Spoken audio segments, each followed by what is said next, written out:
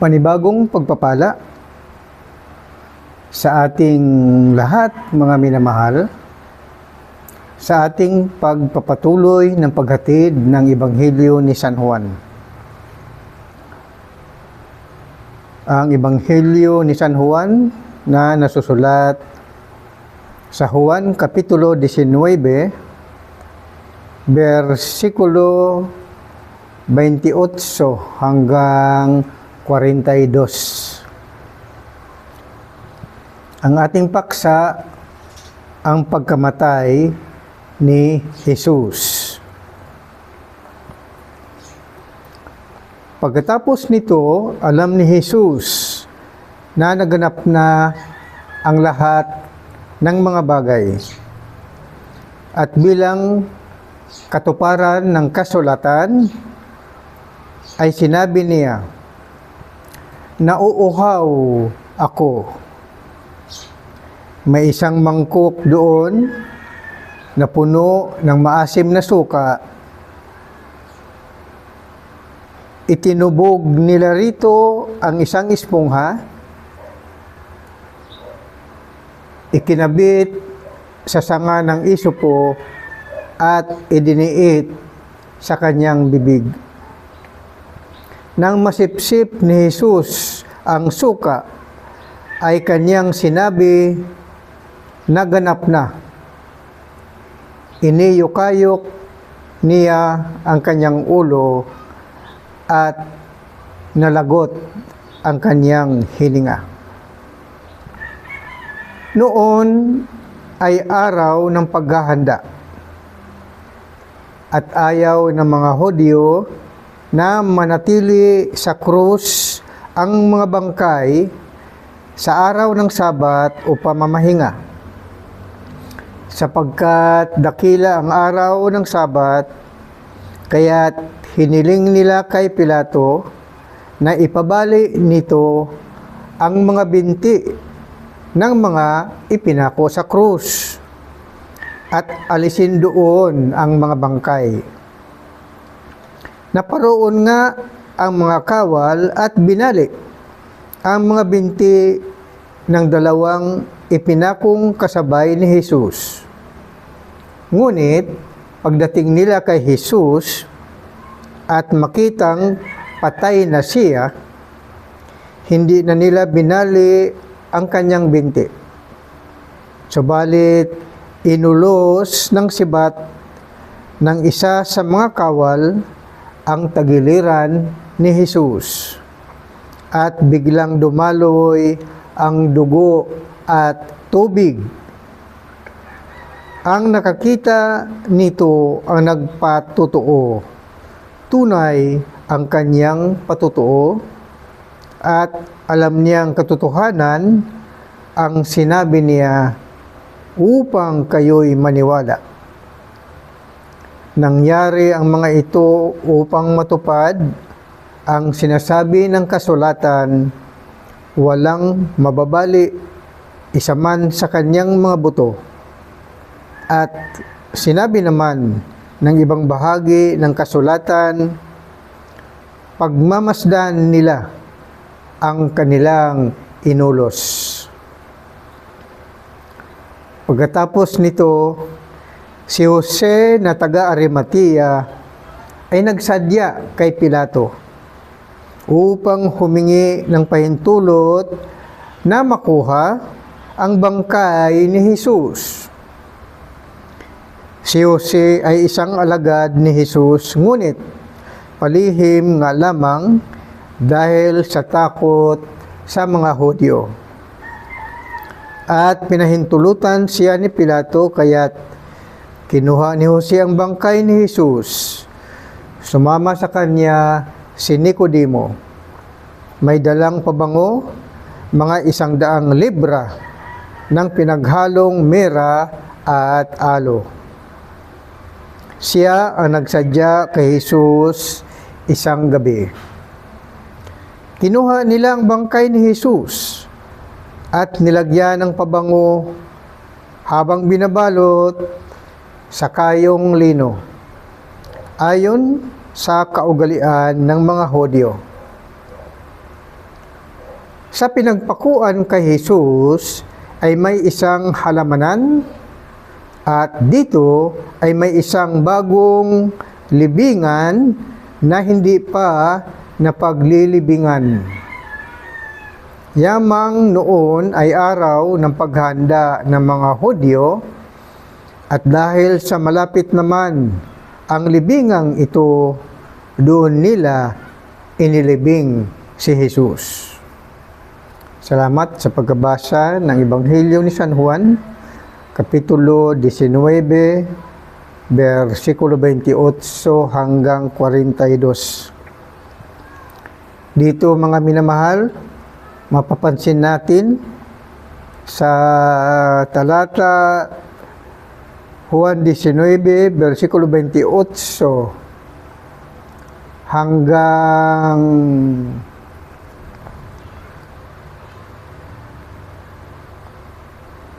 30. Juan 19, 28, 30 ay naramdaman na ni Jesus ang malapit na niyang kamatayan.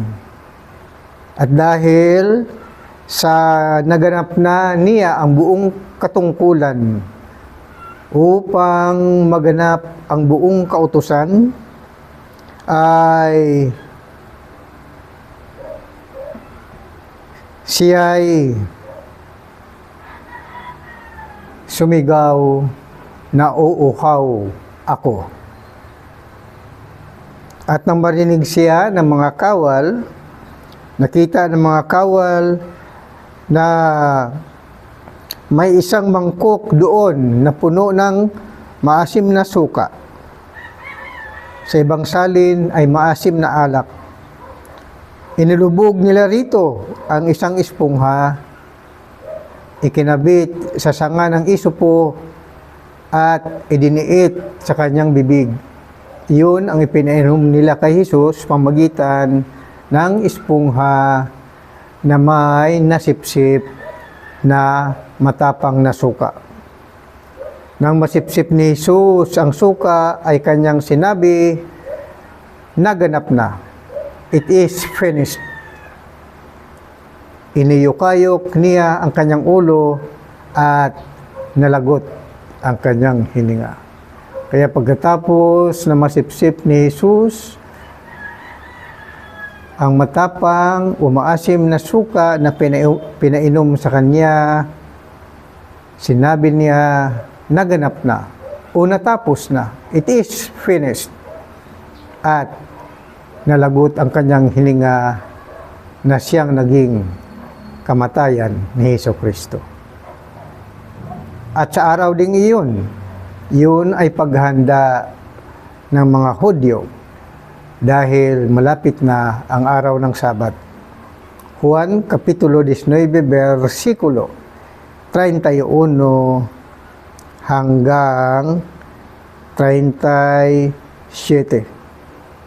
Kaya dahil sa kaugalian ng mga Hudyo na hindi dapat abutan ng araw ng Sabat, ang mga bangkay ay may kaugalian sila na ibaba nila ang mga bangkay. At ang ginawa ay sa versikulo 31 patuloy, no'y araw ng paghanda at ayaw ng mga Hudyo na manatili sa krus ang mga bangkay sa araw ng pamamahinga sapagkat dakila ang araw ng pamamahingang ito, araw ng Sabat. Kaya hiniling nila kay Pilato na ipabalik nito ang mga binti ng mga ipinako sa krus at alisin doon ang mga bangkay. Kaya binalik ang mga binti ng dalawang kasamahan ni Hesukristo na napako sa krus. Ngunit pagdating kay Hesukristo, nalaman nilang patay na si Jesus. Kaya hindi nila binali ang mga binti ni Kristo. Bagkus ay inulos o tinusok ng sibat ang kanyang dibdib. At dumaloy ang dugo at tubig. At nakita ito ng alagad ni Jesucristo at kanyang pinatutuhanan na namatay si Jesus sa krus ng Kalbaryo. At nangyari ito upang matupad ang kautusan at ang lahat ng mga hula tungkol kay Kristo na si Jesucristo ang katuparan ng buong kautusan. At pagkatapos nito, dumating ang iba pa niyang mga alagad, si Jose, na isang mayamang taga-Arimatea, at si Nicodemo. Inihiling ni Jose kay Pilato na kunin nila ang bangkay ni Jesucristo at pinahintulutan sila. At ito'y kanilang nilinis, binihisan, nilagyan ng pabango, at inilibing ayon sa tradisyon ng mga Hudyo.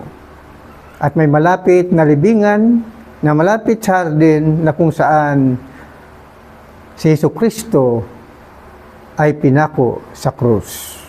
Kaya doon din nila inilibing si Jesus sa isang halamanan ng isang hardin na kung saan may isang libingan na hindi pa nagagamit at iyon, doon inilibing si Jesus. Kaya dito mga minamahal, ang Juan Kapitulo 19, versikulo 28 hanggang 42 ay ipinapaalam sa atin ang katotohanan na si Jesucristo ay namatay habang nakapako sa krus doon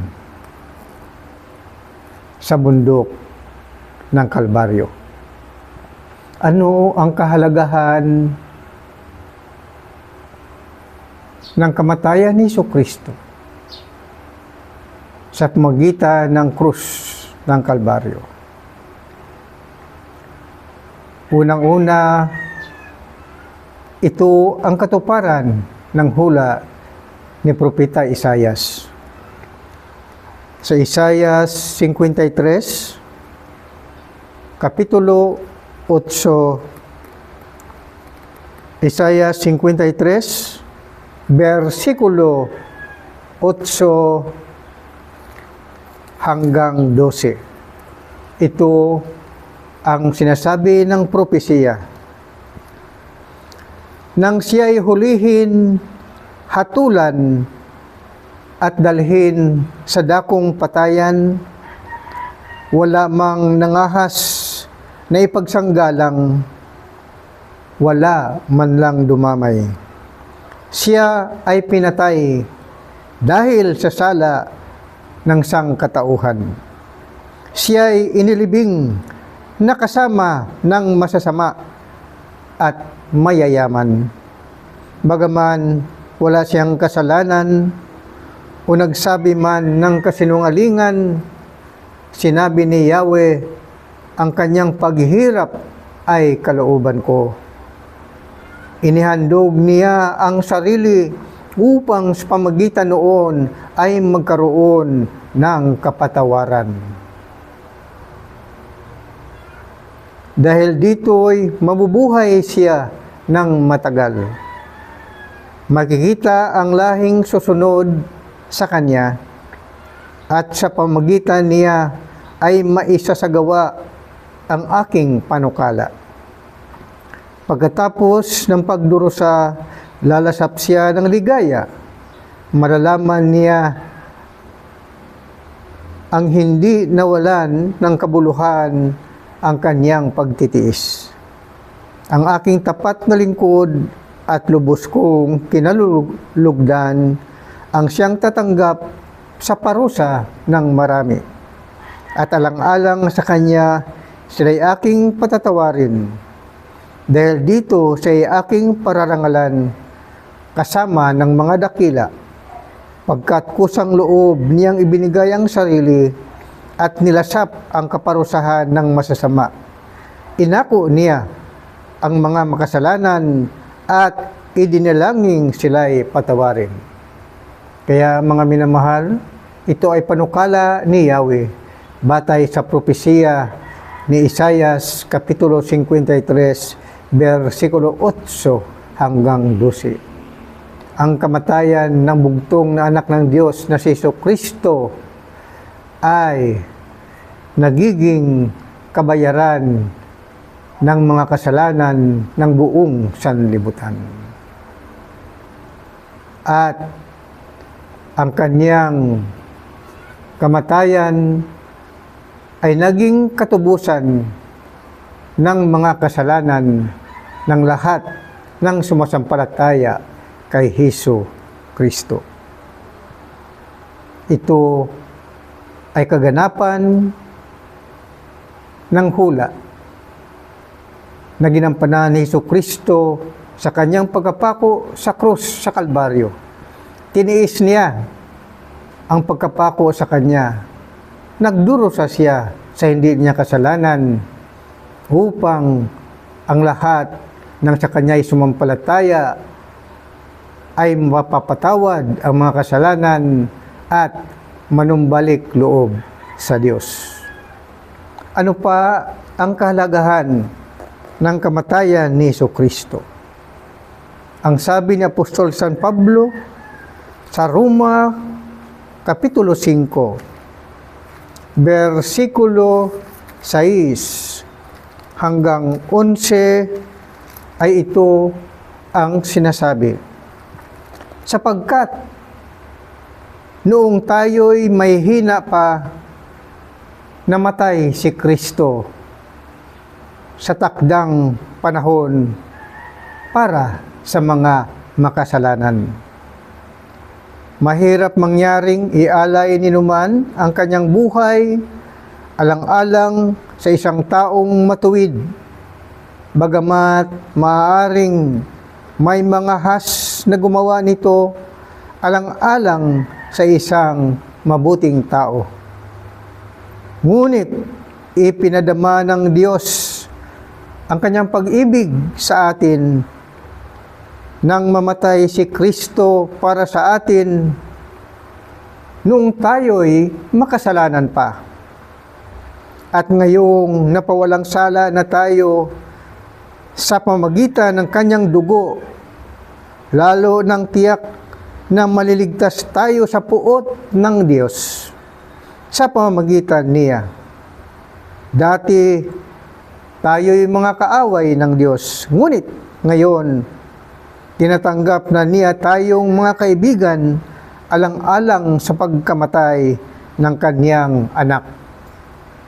Kaya tiyak ang pagkaligtas natin sa pamamagitan ng pagiging buhay ni Kristo.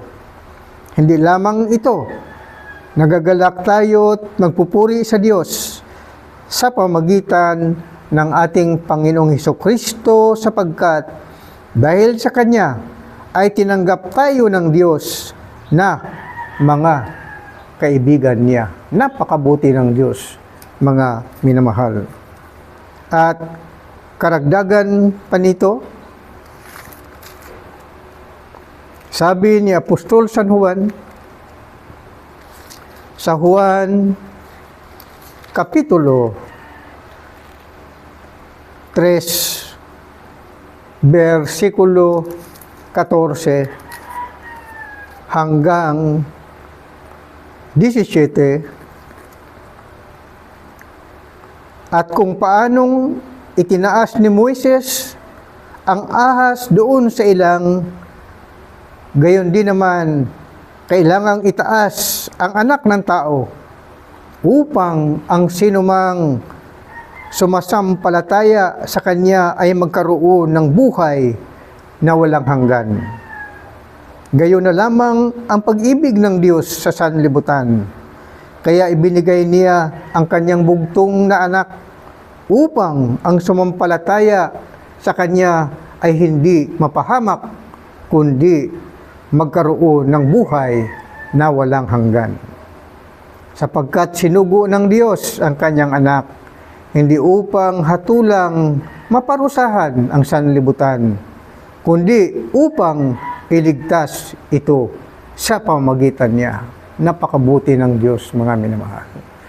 Ang kamatayan ng kanyang bugtong na anak ay naging kaligtasan natin upang kung tayo ay sumampalataya na si Jesucristo ay namatay at tinubos ang ating mga kasalanan sa krus ng Kalbaryo sa magitan ng ating panampalataya sa kanyang pangalan ay magkaroon tayo ng buhay na walang hanggan. Praise God. Hallelujah. At karagdagan pa nito, sabi ni Apostol San Pablo sa Roma,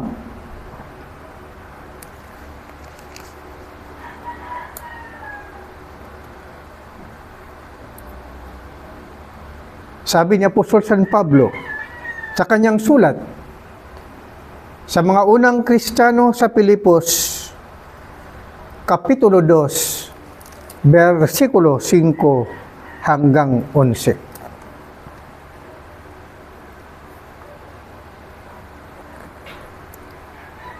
Magpakababa kayo tulad ni Kristo Jesus, na bagamat siya ay Diyos, hindi nagpilit na manatiling kapantay ng Diyos. Bagkus hinubad niya ang lahat ng katangian ng pagka-Diyos. Bagkus hinubad niya ang lahat ng katangian ng pagka-Diyos, nagkatawang tao at namuhay na isang alipin. Nang maging tao, siya ay nagpakababa at naging masunurin hanggang kamatayan, oo, hanggang kamatayan sa krus. Kaya naman, siya ay itinampok ng Diyos at binigyan ng pangalang higit sa lahat ng pangalan. Ano pat ang lahat ng nilalang na nasa langit, nasa lupa, at nasa ilalim ng lupa ay maninikluhod at sasamba sa Kanya. At ipapahayag ng lahat na si Jesucristo ang Panginoon sa ikararangal ng Diyos Ama. Praise God. Hallelujah. Magandang araw po sa inyong lahat. Amen and amen. God bless us all.